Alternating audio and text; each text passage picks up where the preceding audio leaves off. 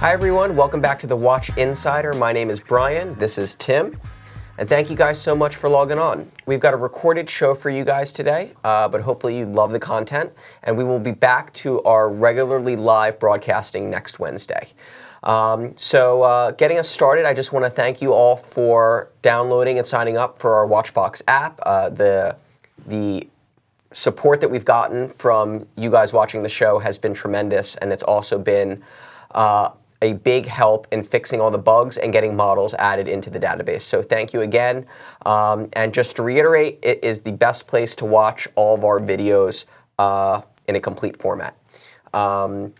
Moving on, I'm going to start with the what's on our wrist today. So Tim, why don't you go first? All right. Well, guys, as you know, our macro camera, long subject of dreams, now a dream come true. Brand new. For that reason, who needs time when the backside of the watch looks this good? It's my Reverso Platinum No. 2 Tourbillon, white gold movement, Côte de Soleil, as good as it gets in a Grand Tie case. Still my biggest piece and my favorite watch.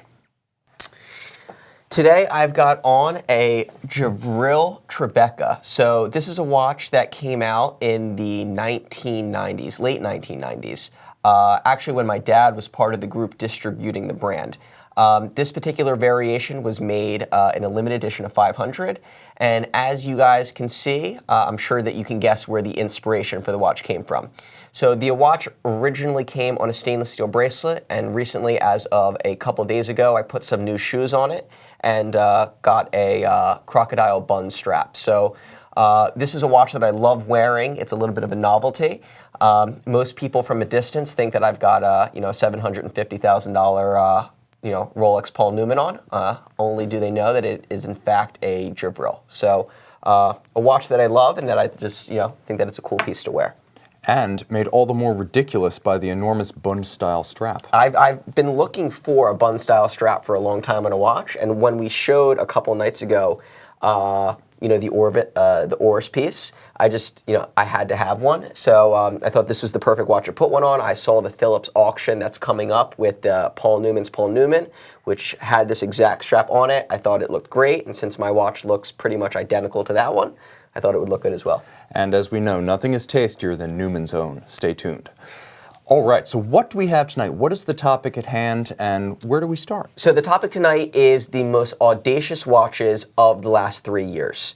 So these are the watches that got released at either SIHH or Basel World that had major excitement and even a little bit of controversy around the watches. So the first watch that we have here is the Patek Philippe 5524G Pilot's watch.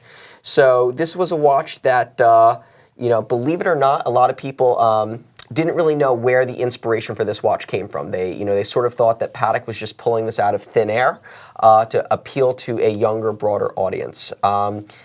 Cased in 18-karat white gold with a rich blue dial, the watch features the time, the date, as well as Patek Philippe's patented mechanism for a 12-hour GMT.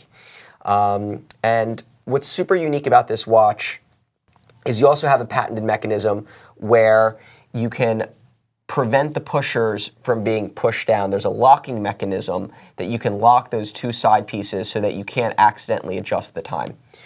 But this was a watch that was inspired actually by two watches that are in Patek Philippe's museum, both from the 1930s, which actually measured over 55 millimeters. So these were true aviator pieces that were actually used by pilots. I believe that we do have a couple pictures of what these museum pieces look like that they will put up here on the screen.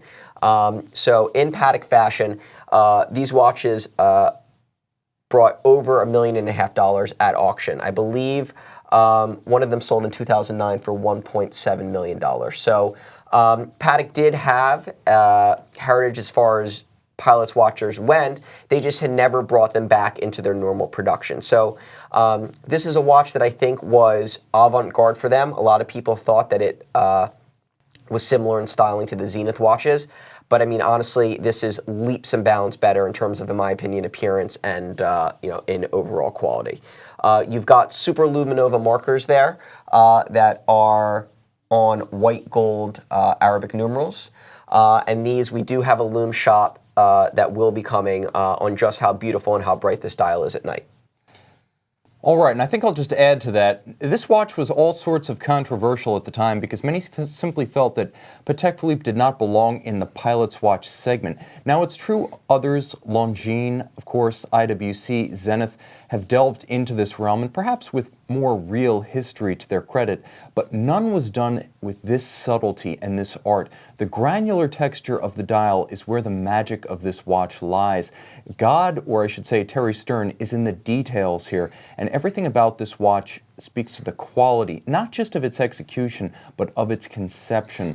This is a timepiece that is appealing visually, but unlike so many that become less interesting the closer you get, this one actually becomes more interesting. And I will say this, although the Patek Philippe Seal Caliber 324 SC FUS, that's a mouthful, although it is beautiful to see and it rewards repeat viewing, it's actually the dial of this watch where you have to take the loop.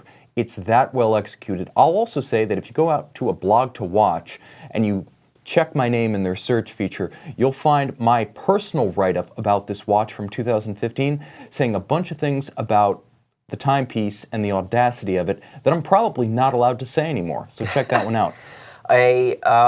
Another point is just how hard this watch is to find. This is probably one of the most coveted watches that Patek Philippe has made in the last decade, and it's a watch that's sold out, I would say, pretty much in all retailers across the world, most of which have at least 1 to 2 year long waiting lists, and it's a watch that's not easily found in the flesh. So an absolutely stunning piece, a casual watch from them that I think is definitely going to stand the test of time, and I believe that we will see more watches of this sort of styling coming out, as we saw with the new Perpetual that they came out with at Basel this past year. So a beautiful watch, and definitely one to own. And I'll also say this, guys. You cannot do any better with a Patek travel time. This is the most distinctive, in my opinion, the most distinctive watch that Patek Philippe makes at any price. And considering for them, it's pretty close to their entry level. That puts it in the league of the likes of the Chronomètre Bleu from FP Journe, a watch towards the entry level of the line that is nevertheless one of the stylistic standouts at any price within the line. Yeah. So, great watch, and 2015 was a big year. So moving on to 2016. I definitely need to work on my segues into the next topic. I feel like it's, boom, but it's all right. But we'll work on those. So no wipes, no fades. Exactly. So 2016 was a great year, and again, me and Tim went back and forth on what exactly qualified as the most audacious watch for each year, and we both agreed that this watch was the true standout of 2016, which is the FP Jorn Elegante 48. So this was a watch that Journe actually first introduced in 2014 in a ladies variation. And then in 2016, it was brought out in a larger case, 48 millimeter being the length of the watch. I believe the width of the watch is 40 millimeters. It's right on the 3940. Right on the 3940 mark. And because of the tapered lugs, it actually fits incredibly well. And this was a watch that Journe lovers had very mixed feelings about when it came out. Because for those that don't know, that this is actually a quartz watch. But it's a quartz watch FP Journe style. So if you take a look at the back of the watch, which Tim over here will show you, you actually have rose gold on the plates and bridges. And this is a homage to all of the rose gold movements that FP Journe currently uses in his other watches. Another really amazing feature of the watch is that you have a microprocessor inside the watch that once the watch sits still for 30 minutes, the watch itself stops. And it will not activate again until you pick the watch back up and start moving it around. The way that the watch knows that it's been moving around is that tiny little oscillating weight that you can see right there at around the 4 o'clock. So this oscillating weight, once it moves, activates the watch again, and it will jump start the hands to move exactly what time it is. And according to FP Journe, in standby mode, the battery is built to last 18 years, which is, to me, a true feat of engineering. Another beautiful feature of the watch is the bright superluminova dial, and this is a watch where the entire dial is luminescent. We're not going to be able to dim the lights here for you guys to see, but I do have an active lume shot, there it is, that you guys can see what the watch looks at night, and it's absolutely spectacular. This watch is priced at $11,400, which is the entry-level price point for FP Journe watches in a men's size. I think for Journe in general, it's actually the most least expensive Journe watch. And I think for a lot of people that were buying Journe, they didn't really know how to feel about the watch until they had it on the wrist. And once you try this watch on, the finishes are absolutely stunning. You've got an all titanium case, titanium buckle, and rubber strap. The watch, you don't want to take it off afterwards. And I'll just throw a little bit more detail in there, guys. I think the 18-year standby period shocks a lot of people, not because they didn't anticipate that a battery could last that long, but because they never would have believed that a quartz watch can be a lifetime purchase, that you might have a quartz watch for the better part of 2 decades. This watch is designed to endure that and then some. Moreover, although it's not entirely clear from Journe's marketing materials, this is a sport chic style timepiece, by their own admission, that is swimmable. And the whole sports chic concept entails basically the one watch that you can wear all the time for anything. When you need to be sporty, when you need to be chic, when you need to dress up or dress down to a bathing suit. With the screw-down crown, the watch is rated to 3 ATM, but it's actually tested to beyond 5 or 50 meters. So per Journe's own sources, this is a watch that you can take in the pool, out to the beach, very versatile and designed to be worn with abandon. You don't get much better than an independent high horology piece with a hand-finished movement for under $12,000 from a brand like this. Yeah, so absolutely amazing. And, I think that this was a watch that, in the very beginning, Journe enthusiasts sort of shied away from. But I would say that once they saw the watch in person and tried it on, I think that it's a watch that a lot of Journe collectors picked up because it's that wearable. And for them, it is their, Journe sport watch now. And in terms of audacity, this is the theme of the show. What was audacious about it? 1, going quartz. 2, going to a very low and ambitious price point. 3, taking what was initially a lady's watch and translating it into a men's style and size. All of this going far beyond the pale for Journe, a company that already had the image, already had the wait lists, already had the reputation and the clientele. There was no need to do this, especially with the Octa Sports selling as fast as they can make them at a much higher price point. This is the definition of audacity, both technically for what it represents and for what it represents to the Journe brand. It was a risk they didn't have to take, and I believe it's paid off beautifully. I definitely agree. And again, these, just so you guys are aware, these are watches that are available on our website pre-owned, which is how we're able to have them here to show. So if you guys want to get and see further photos, you can definitely look at our website, golfbergwatches.com or watchyouwant.com. They're presented on both. And don't forget, guys, Watch You Want watch reviews, where you can see the full 5 to 7 minute quick hit comprehensive review of each of the watches we're talking about tonight. Yes. So moving on to 2017, which the current year that we're in, we both agreed that the most audacious watch of the year was the stainless steel Sky Dweller from Rolex. Nothing crazy and new, but audacious nonetheless due to the controversy surrounding the release of the watch, as well as the reception that it's received, both good from people that want to steal Rolex and, bad from some of those that own the prior versions of the watch. So moving right along, unfortunately, we don't have one here for you guys to see. The watch is just that hot, and to be perfectly honest, we really haven't gotten that many of them, but we can talk about it nonetheless. So the Sky Dweller, which was first introduced in 2012, was originally made in rose gold and white gold. Was it released in both metals the same year? Well, there's also a yellow gold version. And the yellow gold version. They did, and then they started rolling out straps over the next couple of years. Yes. Basically, this is how you have to look at the Sky Dweller. Rolex watches are designed to be timeless in the sense that they'll always be serviceable, they'll always be reliable, they're never going to do anything too controversial design-wise, but although the designs are timeless, they're not stuck in time. The era of making the 5513 or the 1675 for generations of buyers, that's over. Rolex puts a ton of money into R&D and product development, but when you're launching a movement like the caliber 9001 in the Sky Dweller, which by parts count, 380 is their most complicated caliber, you have to try to make back some of that R&D up front with the most expensive variants. So with the original versions of this watch retailing for $48,150 and the new steel white gold bezel retailing for $14,400, well, there's a reason those early watches cost, 3.3 plus times the cost of the new hybrid steel gold. And it's quite simply because Rolex needed to make its money back so that this steel watch could happen.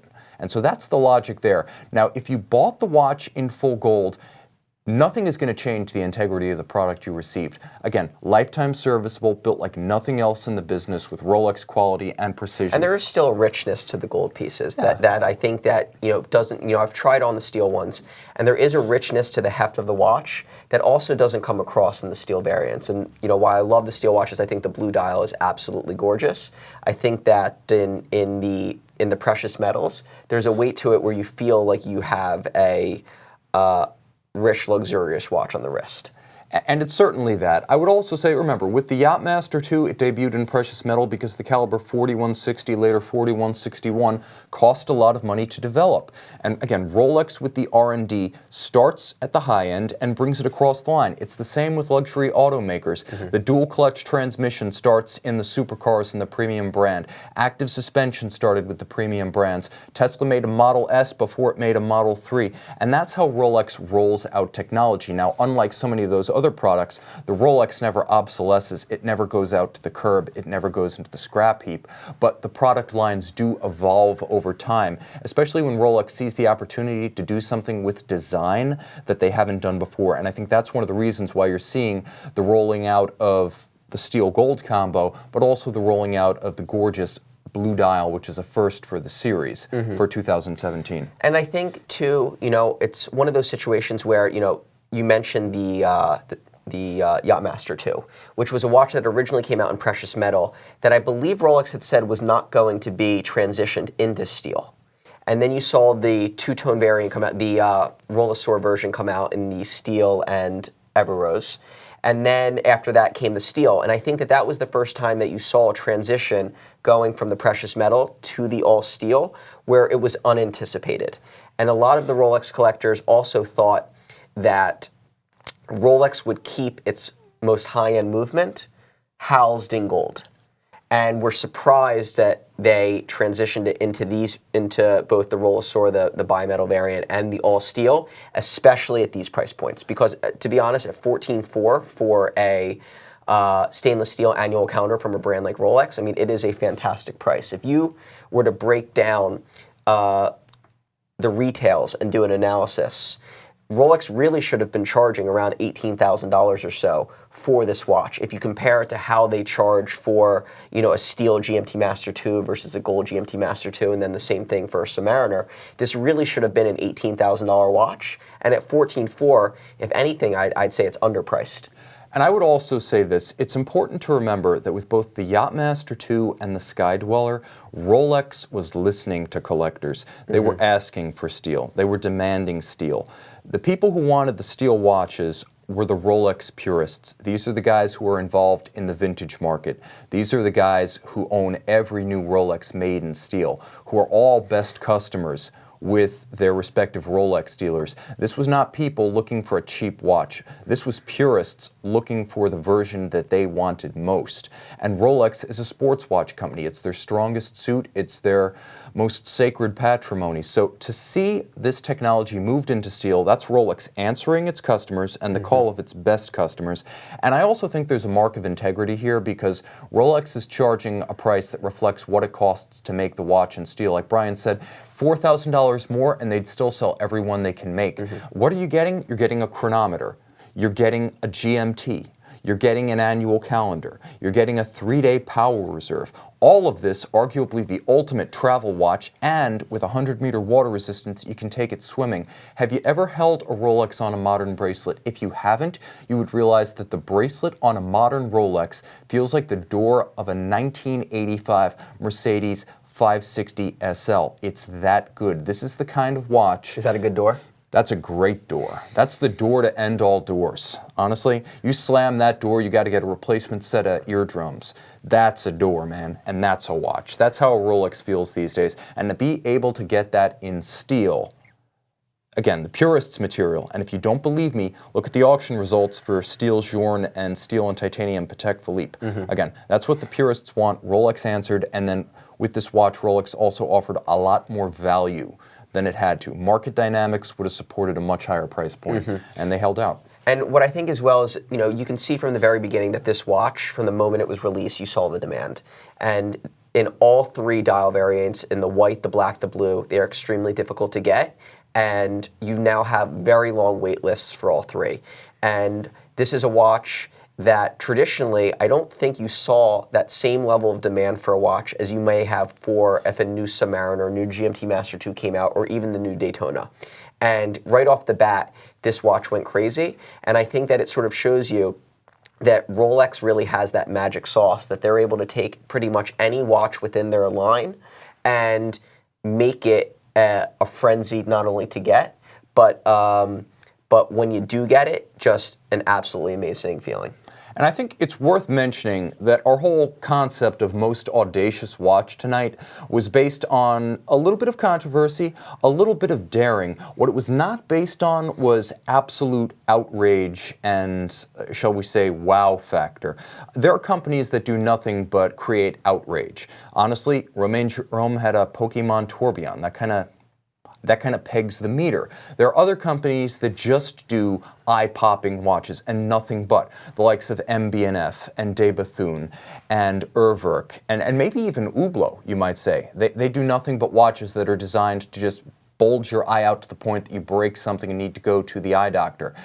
We didn't consider them because we wanted to talk about companies that really went out beyond their comfort zone, that took a little bit of a risk and also caused people to talk. You see an MB&F Aquapod, you think, yeah, that's Max at his best. You see the watches we talked about tonight, and you think, you know what?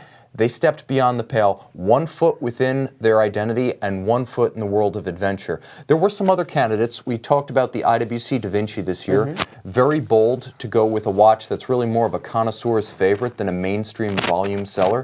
And they dedicated all of SIHH to that. which for them that's an audacious move in and of itself. I mean, the easy play would have just been doing another round of pilots or Portuguese theme, but they hit a watch that they had only ever really produced for a niche group of their customers. And honestly, the new Da Vincis I think are great. They're actually selling quite well in the store. Another watch that we saw as audacious was the new blue ceramic Omega with the orange accents, a watch for all Mets fans out there. Tim, I think you're a Mets fan, so this watch would have been perfect for you. Oh no, my ball club is still playing. Go Yanks. But no, so that's a watch that's audacious as well, in a slightly different way than I think these watches were, because that's a watch, while audacious is in design, I don't think anybody thought that it was outside the realm of what Omega would produce. True. I will say this. In the year of 60th anniversary, everything in steel, you've got your Railmaster, you've got your Speedmaster, you've got your Seamaster. That's Omega clearly channeling its most immediate and evocative history. To write a new chapter, to come out with something that is huge, colorful, technologically advanced, and perhaps tests the market for a type of watch Omega hasn't really done much lately. Again, that's audacity, but not Rolex Steel Sky Dweller audacity. Thus, once again, the crown takes the crown. The 5-point coronet rules. So these are our most audacious watches of the last 3 years. If you guys have any watches that you think are audacious and you want us to talk about them on our upcoming shows, please don't hesitate to email either myself or Tim, because, again, we love hearing from you guys. And I think that's a wrap. And I think that I did not use that much in that show, Tim. What do you think? Of course not. Of course not. So I guess I will get to watch back and see. We'll make it a drinking game for next week. But I have this taser under the table that I'm warming up for the next episode. It's going to be great. But no, we really appreciate you guys logging on. My name's Brian. This is Tim. And this is the Watch Insider. Thank you, guys. Thanks for...